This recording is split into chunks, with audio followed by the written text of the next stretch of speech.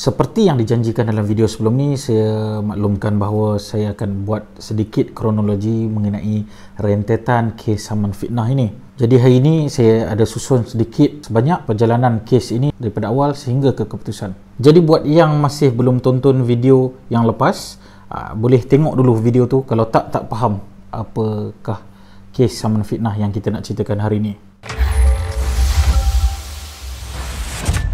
Pada 20 hari bulan 11 2016, ada seorang pelajar, kita letak nama sebagai Puan S lah. Puan S ni dia datang berjumpa dengan timbalan dekan bahagian hal ehwal mahasiswa pada waktu itu yang disandang oleh plaintiff, iaitu Dr. Afaris Abdul Razak.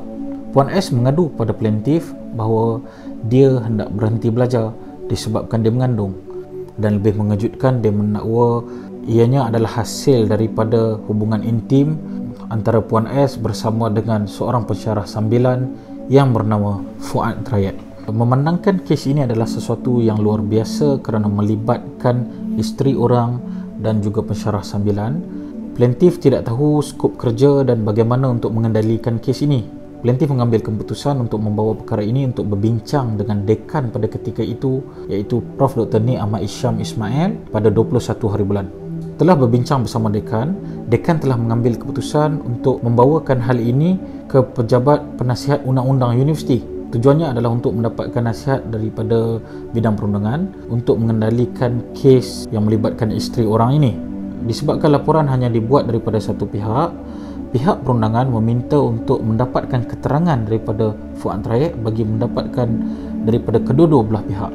Pada hari yang sama juga mereka telah dipanggil oleh Profesor Datuk Dr. Mizan Hitam, iaitu Timbalan Rektor bahagian hal ehwal mahasiswa. Beliau juga menasihatkan untuk meneruskan siasatan dan menyediakan laporan. Maka pada petang itu, Prof. Nik Ahmad Isyam dan juga plaintiff telah mengadakan pertemuan bersama dengan Fuad Trayek. Di dalam pertemuan ini, Fuad Trayek telah mengaku bahawasanya dia telah mengadakan hubungan intim bersama dengan isteri orang tersebut. Namun dia menafikan hasil daripada hubungan intim bersama dengan isteri orang itu, Puan S boleh mengandung. Dia menghujahkan no water inside yang memberi gambaran bahawa ejakulasi tidak berlaku di dalam. Izinkan sikit saya ambil masa untuk cerita siapakah Fuad Trayek ni. Fuad Trayek ni adalah seorang yang daripada Palestin. Dia belajar PhD di universiti ini dan juga seorang pensyarah sambilan. Dan dia juga merupakan seorang anak angkat daripada dua orang pensyarah suami isteri di dalam kuliah yang sama. Dan kedua-dua pensyarah tersebut, suami isteri ini adalah defendant di dalam kes ini. Yang ayah angkat dia ni Profesor Sahri, dan juga kita ada mak angkatnya adalah Dr. Tengku Badariah. Itu serba sedikit mengenai dengan latar belakang Fuad Trayek inilah. Pada keesokannya 23 hari bulan 11, bapa angkat kepada Fuad Trayek ini, iaitu Profesor Sahri, telah datang berjumpa dengan plaintiff untuk mendapatkan maklumat mengenai kes ini. Prof. Sahri membalas bahawa ini tidak pelik pun dan ini bukan kali pertama benda seperti ini terjadi. Lalu, Profesor Sahri telah memberi garanti kepada plaintiff bahawasanya dia tidak akan campur tangan dalam kes ini. Namun pada 26 hari bulan 11 telah berlaku satu pertemuan di antara Dr. Tengku, iaitu mak angkat Fuad Trayek bersama dengan Puan S, Fuad Trayek sendiri dan juga seorang lelaki misteri yang membincangkan bagaimana cara untuk selamatkan Fuad Trayek. Selepas pada pertemuan itu, Puan S tidak dapat dihubungi langsung. Okey, memandangkan kes ini telah kecoh dalam peringkat kuliah, ada pensyarah yang telah mendesak dekan untuk mengadakan mesyuarat mengenai dengan kes ini. Maka pada 1 Disember berlakulah satu meeting mengenai dengan kes ini. Plaintiff telah melakukan siasatan dan menyiapkan laporan, dan laporan itu siap dan dihantar pada 14 hari bulan 12 kepada Timbalan Rektor bahagian hal ehwal mahasiswa, iaitu Prof. Datuk Dr. Mizan Hitam, dan beliau memanjangkan laporan itu kepada pihak perundangan. Pada hari yang sama, satu komplot yang dianggotai oleh Dr. Tengku dan juga Prof. Sahri telah menghantar petisyen fitnah kepada pihak perundangan. Petisyen ini ditandatangani oleh mereka dan juga 16 pensyarah yang lain. Petisyen fitnah ini, seperti yang saya kongsikan dalam video yang lepas, ianya mempunyai tohmahan terhadap Dr. Afaris, dan juga di dalam petisyen itu mereka meminta untuk Dr. Afaris dikeluarkan daripada kuliah. dengan dua laporan ini, satu laporan yang dihantar oleh plaintiff dan juga yang kedua adalah petition yang dihantar oleh pihak defendant. Namun pada 1 hari bulan 6 2017 yang dipanggil menghadap dengan pihak perundangan adalah plaintiff, membincangkan tuduhan terhadapnya yang terdapat di dalam petition itu, bukan mengenai laporan kes Fuad Rayat. Ini pada pandangan saya seolah-olah ada satu campur tangan lain, dah ada satu masalah, dia nak tutup dengan satu kes yang lain. Pada 14 hari bulan 6, plaintiff telah dipanggil untuk jumpa dengan perundangan untuk disoal siasat mengenai tuduhan petition itu terhadapnya. Yang paling aneh sekali berlaku dekat sini, plaintiff bawa saksi-saksinya untuk memberi keterangan di dalam perjumpaan ini. Namun seorang pun daripada saksinya tidak dibenarkan masuk, tetapi di pihak sana boleh masuk pula.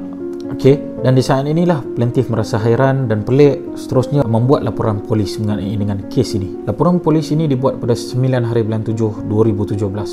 Pada 2 hari bulan 8, atas usaha untuk menyelesaikan masalah, pihak plaintiff telah pun menghantar surat kepada kesemua defendant bagi memberikan penjelasan mengenai dengan peristiwa ini untuk menjelaskan ketidakpuasan hati mereka terhadap plaintiff seperti mana dalam petition. Namun kesemua defendant tidak membalas surat tersebut. Selepas surat itu tidak berbalas, pada 29 hari bulan 9, surat LOD pula dikeluarkan bagi menuntut pihak defendant meminta maaf disebabkan kenyataan fitnah itu, tetapi untuk surat ini mereka juga tidak memohon maaf. Sehinggalah benda ini berentetan sampai ke tarikh 5 hari bulan 12 2017 di mana saman fitnah ini difailkan. Lepas pada saman fitnah itu difailkan, maka berlangsunglah proses kita daripada kita trial selama 19 hari di mahkamah dan akhirnya baru-baru ni keluarkan keputusan.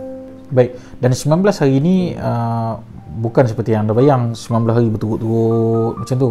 Tak, 19 hari ini dia berjarak. Ada yang rapat, tapi ada yang jarak yang kadang-kadang sampai berbulan-bulan. Bagi saya benda ni adalah satu benda yang rumit sebab dia melibatkan ramai orang dan banyak kenyataan fitnah yang ada.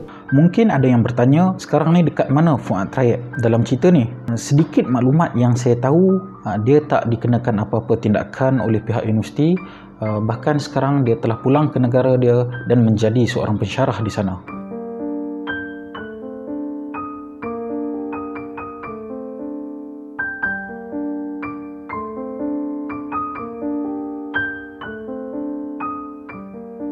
Lebih saya rasa menyedihkan sebagai seorang pelajar adalah benda ni melibatkan golongan para pendidik ataupun pensyarah lah, yang mana pensyarah ni ngajar subjek moral, subjek etika, Islamik. Mereka lah yang mendidik para guru. Jadi benda-benda ini agak terkejut lah bagi saya berlaku sehingga perlu ke mahkamah untuk diselesaikan dan tidak dapat diselesaikan secara dalaman. Okey, pengalaman saya dalam court, video ni pun macam dah panjang sangat dah, saya share nantilah. Okey, itu saja. Bye bye.